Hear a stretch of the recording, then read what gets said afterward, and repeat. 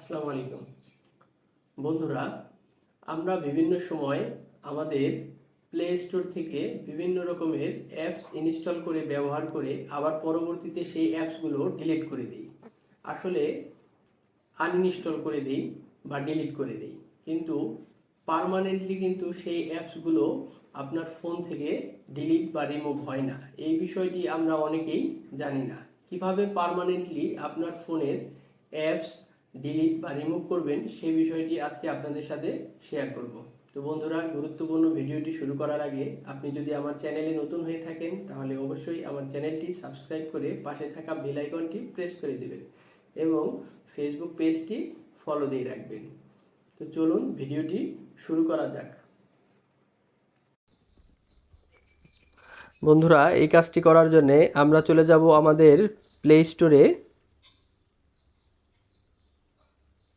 ডান দিকে একদম উপরে হোমে চলে যাব। এখান থেকে নিচের দিকে দেখুন সেটিংস, একদম নিচে অ্যাবাউট। আমরা প্রথমে আমাদের প্লে স্টোর অ্যাপসটি আপডেট করে নেব। নিচে দেখুন update play store, got it.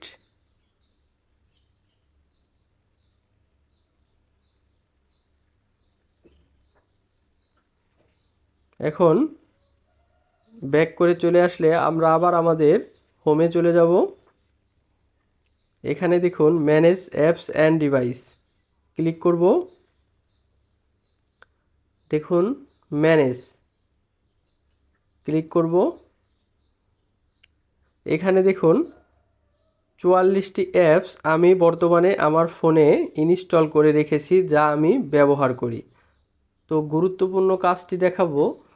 আপনারা বা আমি আমার ফোনে যে অ্যাপসগুলো ইনস্টল করেছিলাম বাট এখন ব্যবহার করি না, আনইনস্টল করে দিয়েছি, কিন্তু ওই অ্যাপসগুলো আমার ফোনের স্টোরেজ বা আমার ফোনের যে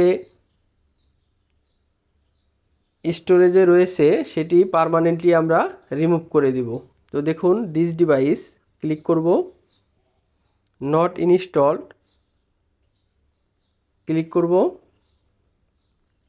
দেখুন এখানে কি পরিমাণ অ্যাপস আমি ইনস্টল করার পরে আনইনস্টল করে দিয়েছি, বাট আমার ফোনে প্লে স্টোরে কিন্তু এগুলো রয়ে গেছে, যার ফলে আমার ফোন হ্যাং করে, গরম হয় বা দেখা গেছে অনেক সময় স্লো কাজ করে।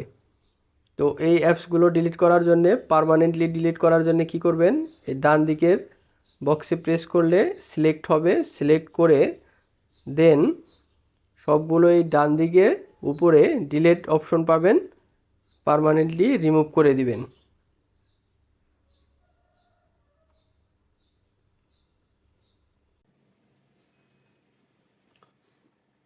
তো বন্ধুরা, ভিডিওটি যদি একটু ভালো লেগে থাকে ভিডিওতে অবশ্যই একটি লাইক দেবেন, কমেন্ট করে জানাবেন ভিডিওটি কেমন লাগলো এবং আপনার বন্ধুদের সাথে ভিডিওটি শেয়ার করবেন। আসসালামু আলাইকুম ওয়া রাহমাতুল্লাহি ওয়া বারাকাতুহু।